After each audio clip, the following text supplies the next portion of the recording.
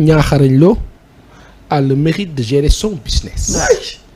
Moom il joue son rôle. Gis nga. Il est dans son rôle. Au contraire. Maintenant la chose c'est qui? Au contraire. Il y a un protocole. Man, au contraire, je le félicite. Oui, Je il le est dans félicite son rôle. parce que il est tombé sur une bonne occasion. Ouais. Mu exploité ouais. Man je n'ai rien au moins dara lu ma koy reprocher.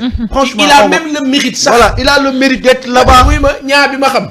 Fa mu jógee fa mu teer. Voilà. Il a un mérite colossal. C'est ça. Le débat moo doon quel est le protocole wala qui c'est qui gère ce protocole là pour qu'on n'en arrive pas à ce Léegi stade nag là. xam nga le danger c'est quoi? Et c'est dangereux en plus. Non, xam nga le danger c'est quoi?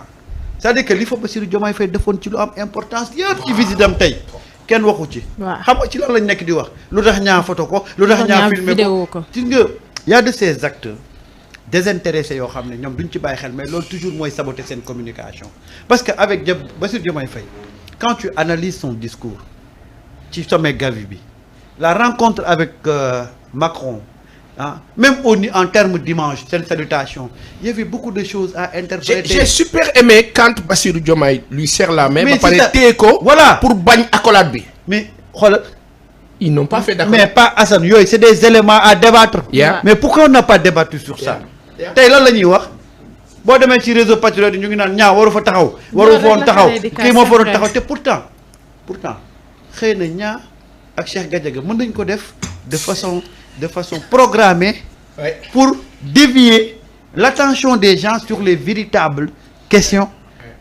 te bu fekkee ne loolu moo leen tax a jóg. ils l'ont réussi. C'est de la sueur. Ils l'ont réussi parce que tey kenn waxul ci Bassirou Diomaye Faye man j'aurais bien aimé que ñu def une analyse ci taxawaayu le président Bassirou Diomaye Faye ak Macron mais da ngay sentir.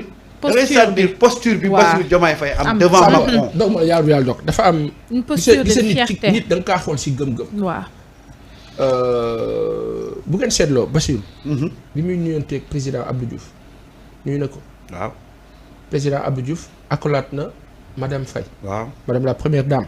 accolade na ko. Bassirou Diomaye Diakhar Faye accoladul sama xarit bi Fabienne. waaw. Abdou Diouf était avec sa fille Fabienne Diouf. Fabi comme on l'appelle. waaw moom accolade na madame mais Bassirou daf ko jox loxo taxaw. waaw. il faut bien regarder.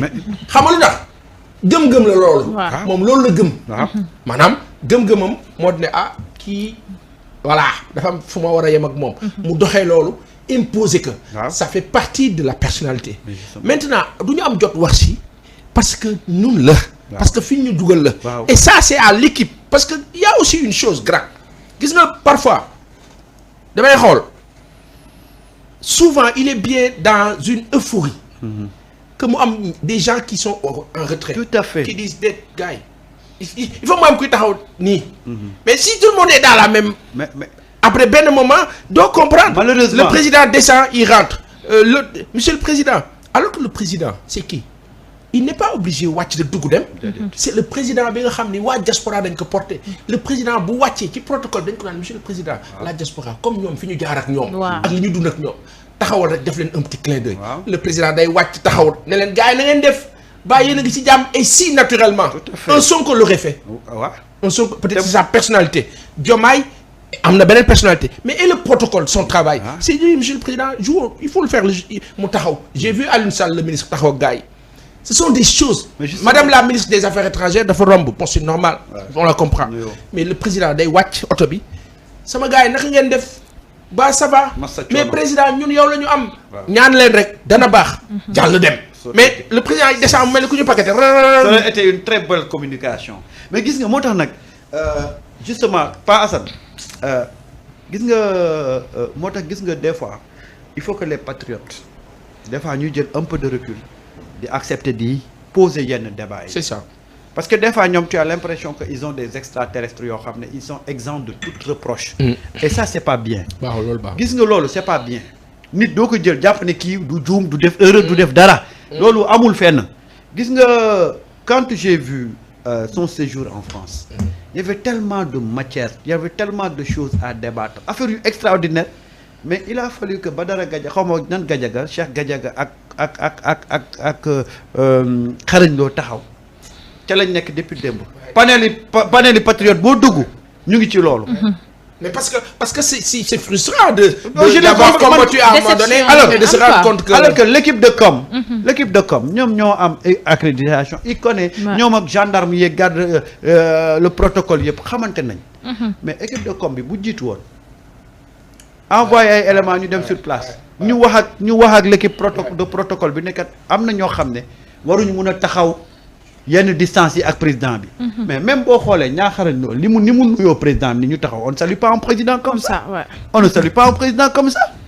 gis nga ñoom dañoo war a xam man dama yaakaar ne ñii dañoo xamul li ñu représenté ci àdduna man damay toog ba si àgg je me pose la question est-ce que il mesure aujourd'hui la responsabilité de notre président de la République. à 3h30 du matin su ma juumoo jàpp 4h j'étais sur mon téléphone à revisionner le discours du président et xam nga la doon xool pas moom li mu doon wax je l'entendais mais j'attendais ay séquences yoo xam ne dañuy les PC qu'on met sur les gens là ñu wan ma Macron était comme ça certes questionneur mais un peu admiratif mais il était séduit et l'autre il y avait les autres il y avait Paul Kagame qui regardait ak benn airu c'est le jeune président sénégalais mais léegi saay loolu su amee nom de Dieu waaw on doit en profiter mais absolument mais parfois on rate les occasions déggoo lu ma la wax ñun dañoo mënut a jaay suñu marchandise bi ñu yor ñun mënuñ koo jaay xam nga gis nga le sommet là moi quand j'ai vu les chefs d'État le regard admirateur bi ñu doon am ci Bassirou Diomaye c'est-à-dire que Bassirou Diomaye Faye macha allah mot na toog na fees na place am xam nga au début les gens naan non moom président amagul posture mais dafa romb sax posture yu président voilà dafa romb te gis nga nit ñi dañu war a accompagner loolu ak une très belle communication gis nga Bassirou Diomaye Faye moi ce qui m'a impressionné en lui c'est sa capacité rapide d'adaptation gis nga en moins de 3 mois macha allah dafa fees poste président yam ba léegi mu ngi glisser sax pour être le sage des présidents africains te loolu ñun ñoo war a jëmmal loolu te j'ai vu que rencontre bi y avait tellement d'opportunités yu ñu waroon mën a yëkkati pour gën a jëmmal suñu président parce que ñun ñooy jëmmal suñu président buñ ko jëmmal kenn du ko jëmmal xoolal le speaker là bi muy introduire Bassirou Diomaye Faye xoolal avec un air admiratif ni mu ko doon annoncé pour mu dem ci présidium bi nga gis bi mu paree ni ko président yi wëree di ko saluer mais ça c'est des choses yoo xam ne yow en tant que équipe de com du président de la République mais yow yaa koy mettre en valeur mais boo toogee ba président dem Paris ñu xëy di ñu wax Cheikh Gadiaga ba xereñ loo mais je suis vraiment dépité par ça. Deuxième chose gis nga ñun journalistes yi dañu war a xam ne suñuy problème bu ñu amee problème nañ ko yemale fii ci biir réew mi mais suñu président bu xasee ba génn ci biti suñu président dañ ko war a ndamoo.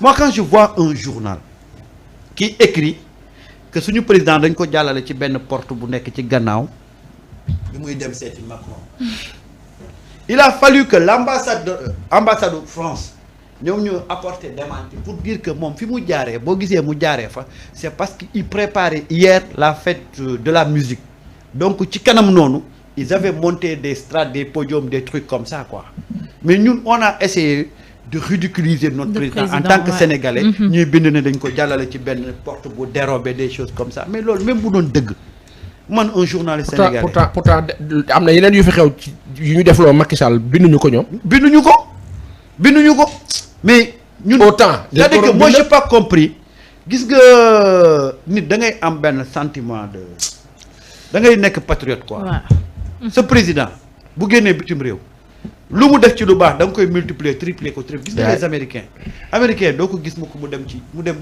nga dem bitim réew di xas président yi wala muy wax ñoom seen problème dañ koy gérer seen biir dëkk mais seen président bu génnee mooy l'homme le plus puissant du monde mais ñun dañu nekk ci ñun ba tey dafa am ñoo xam ne dañuy xeex te xamuñu lan la ñuy xeexal ak kan la ñuy xeexal malheureusement c'est ça le problème de notre presse xoolal ce qui s'est passé l'autre une on met Juan Branco étale sa colère daal di def photo Bassirou Diomaye Faye ak Macron mais alors que Juan Branco colère boobu ñuy wax noonu ça n'a rien à voir avec la visite du président Bassirou Diomaye Faye xam nga fan la tweeté loolu ci bi Mbappé génnee ak masque bi